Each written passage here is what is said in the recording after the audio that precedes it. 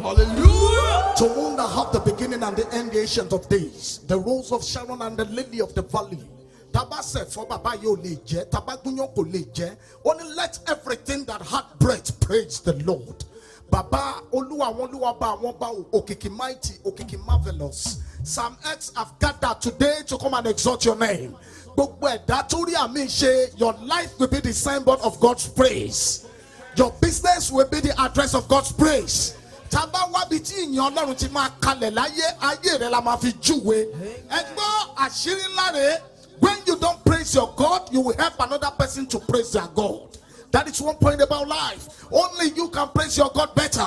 Whenever you are happy, your enemies are crying. And whenever you are crying, your enemies are happy. Hear me today, I speak as a prophet of God by divine authority, that out of my bowels will flow the rivers of living waters. Today, every of your hanging promises that they allow you to praise God, with your loudest amen, it will come to manifestation. Amen. You will leave the realm of expectation, you will enter into the realm of manifestation. Amen. In the mighty name of Jesus. Amen. So with the one you the Jericho can meje alákọ̀ọ́kọ́ ìyìn ò jáde, ọjọ́ kejì ìyìn ò jáde, ọjọ́ kẹta ìyìn ò jáde, ọjọ́ kẹrin ìyìn ò jáde. Nígbà tí ó di ẹlẹ́ẹ̀keje, Olúwa àwọn olúwa o, ọ̀pá bídà tí ń sọ bí di rere lọ́gán tí ó dé olùgbàlà, bàbá mi jáde, bá mi ìyìn kárí ayé. Wọ́n ní wọ́n wó ìhó ayọ̀ òdì Jẹ́ríkò sì wò ó. Gbogbo ọmọ ológo tó bá wà ń sàkání yìí, ẹ fọwọ́ di inú rẹ mú. Kí ló ń rò tó yí òdì Jẹ́ríkò ká? Pẹ̀lú àmì rẹ mẹ́ta orúkọ Jésù ò ní fara sínú kú. Ìwọ tó ń gbọ́ mi ìtàmọ́ náà ò ní fara sínú kú. Ẹgbọ́ dáadáa, ẹgbọ́ the modus operandi of God is this. Before there can be a praise, there must be a warfare. It is when you become victorious in that warfare, it is then you can have your praise. Láìsí ogun, èèyàn kì í jogún. Béèyàn bá dẹ̀ jogún tán, ìgbà ló tó ní ìkógun. Arán mi sí gbogbo àwọn ológo, Samuel mo kí ẹ kú oríire. Torí wípé níbi tí o gbé wá yìí, no matter you might be, you be in the UK, you be in Lagos, you be all over Nigeria. You're dreaming about something, you have a lot of expectation. I want to give you 3 keys. Number 1, your life is a prayer point to somebody, somewhere. Either in ICU, whether in the hospital, whether in the road right now. To know that in your long logo. Ẹgbọ́n tí ìwé mímọ́ sọ, Bíbélì sọ máa gbé ìrètí ń bẹ fún ìrètí ṣe igi tí a bẹ́ lórí. Ó ní bí gbòǹgbò rẹ̀ tilẹ̀ kú. Ó ní tó bá gbóòórùn omi, ó ní yóò tún padà gbéra. Lónìí ọmọ Ọlọ́run, gbogbo ọkàn tó ń gbọ́ mi yìí, your marital life ògo rẹ̀ máa gbéra. Your business life ògo rẹ̀ máa gbéra. Iye àwọn tó rí àmì ṣe ẹgbàá mi rárá lónìí.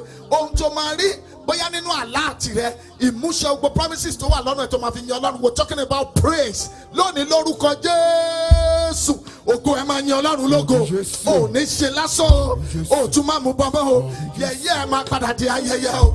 Before they can be praised, kí ìyìn tó lè jáde, ẹni tí yẹ̀yẹ́ ayé rẹ̀ di ayẹyẹ, òun ló ní ìyìn o. Ayé wa máa fi ọmọ ológo ṣe yẹ̀yẹ́. Ẹgbọ́n tí David sọ ní Psalm 4, ó ní ẹ̀yin ọmọ ènìyàn, ẹ ti sọ ògo mi di ìtìjú pẹ́tó. Ẹ̀yin ò ti fẹ́ asún pẹ́tó, tẹ̀sí máa wá èké ṣe. Gbogbo èèyàn tí Ọlọ́run ṣe lógo, kó tó lè yan Ọlọ́run, wọ́n gbanú yẹ̀yẹ́ wọnú ayẹyẹ ni. Ẹgbọ́n tí Abraham sọ in Genesis chapter number 15. Olúwa, èmi sá ń lọ ní ẹ̀lọ́mọ. Eliezer ti Damascus ẹni tí ò jogún ilé mi. Olúwa ní kábàárì. Ọlọ́run tí ń gbénú ìyàwó ènìyàn rẹ̀, ó ní gbọ́ dáadáa Abrahamu, gbójú wo ìràwọ̀ kó sì ká. Ó ní wọ́n bá lè ká ìràwọ̀, ó ní bẹ́ẹ̀ náà ni irú ọmọ rẹ̀ yóò rí. Arán mi sí ọmọ ológo, gẹ́gẹ́ kọrin ìlú mi fún ọ. Arán mi sí ọ ìwọ tí ń fẹ́ kún fún mi ní lójoojúmọ́. Pé má bẹ̀rù, àrẹ̀mọ̀lẹ́kùn bẹ̀rẹ̀ wá dá sí i. Lórúkọ Jésù, omijé ọ̀gànjọ́ òru rẹ̀, ó máa padà já sọpẹ́. Ṣàmì dáadáa, àgbẹ́kẹ̀lé ó máa já sí ògo. Àrídùnnú ẹ̀ ó máa já sí ọpẹ́. Ẹ gbọ́ dáadáa, ohun tí òun là kọjá yìí, àwọn kan ti là kọjá.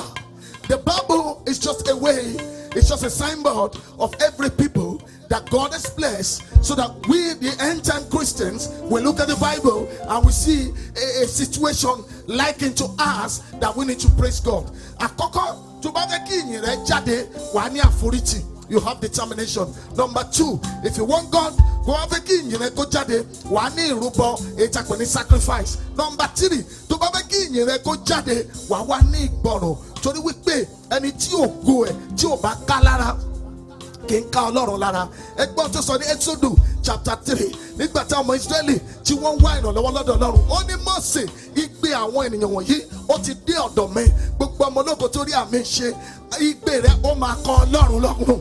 Mo ní igbe ẹ̀ ó máa dọ́dọ̀ Ọlọ́run lórúkọ Jésù. Igbe ẹ̀ máa dọ́dọ̀ Ọlọ́run nínú oṣù yìí, igbe ẹ̀ máa dọ́dọ̀ Ọlọ́run. Ẹ gbọ́ dáadáa, bí ìyanu ìyìn bá fẹ́ jáde a máa wá onírúurú ọ̀nà. David sọ nígbà tirẹ̀ ní Psalm 4, ó lẹ́yìn ọmọ ènìyàn ẹ ti sọ ògo mi di ìtìjú pẹ́tó. Nígbà tó tún di ẹ̀ ti ṣe ti Joseph, ẹgbọ́n nǹkan tí Rúbẹ́nì ẹ̀gbọ́n rẹ̀ sọ, ẹni tó jọ mu ọmú kan náà, ó ní ẹ wò ó alálàáni ló ń bọ̀, ó ní ẹ jẹ́ agbámú kí a wá wò ó bí àlá rẹ̀. Ẹgbọ́n dáadáa gbogbo ẹ̀yàn ọmọ ológo, bí wọn ò ṣọ́yàn ẹnìkan ń ṣọ́ ẹ. Bọ́mi dáadáa kò ṣàmì eléyìí, kọ́kọ́rọ́ ni mo fẹ́ fún ẹ o. Ayé lè wọ ẹran kórìíra, ayé ò lè wọ ẹran ìlara. Olórí burúkú èèyàn ló ní kórìíra, ológo ọmọ ló ní ìlara. Kí ògo kó tó dé, àwọn ìkórìtà mẹ́ta kan wà tí mo fẹ́ ṣàdúrà. Gbogbo ẹ̀jẹ̀rẹ́ tó bá rí àmì ṣe online lọ́wọ́lọ́wọ́ báyìí. Àkọ́kọ́ ni wípé báyé ò bá ti rí sí ẹ, Ọlọ́run ò ní rí sí ẹ. Báyé ò bá ti fẹ́ sọ pé ṣé òun nìkan ni. Báyé ò bá ti sọ pé ṣe lágbájá má màdá lóhun bá tó tẹ́. Ìdí ẹ̀ ni mo fi dúró lọ́wọ́lọ́wọ́ báyìí. I stand as a prophet of God by divine authority, and I decree a pitch on this rock I build my church. Whatever you bind on earth shall be bound in heaven. Whatever you lose on earth shall be loosened in heaven. With your loudest amen. Anybody that says you will not praise God, they shall be part of your instrument of praise in the name of Jesus. Number one, understand this. Praise is a commandment of God. In Psalm 100, he said, it is God. It is God. God inhabits the praise of his people. The only address that God said that he lives, God did not say, I'm living in the waters or I live beneath the waters. God only said, God inhabits the praise of his people. The only known address of God is praises. And I want to tell you today, whatever you're passing through in your marital life, in your business life, God has the ability to bring something out of nothing. It has been the system of God that when God wants to do a peculiar things, he brings a peculiar problem. Somebody saw me last week and I said, prophet, COVID-19 is gone and blah blah blah blah. And I told them, I'm not scared of COVID-19. I know something very worse more than COVID-19. I know something very worse more than coronavirus.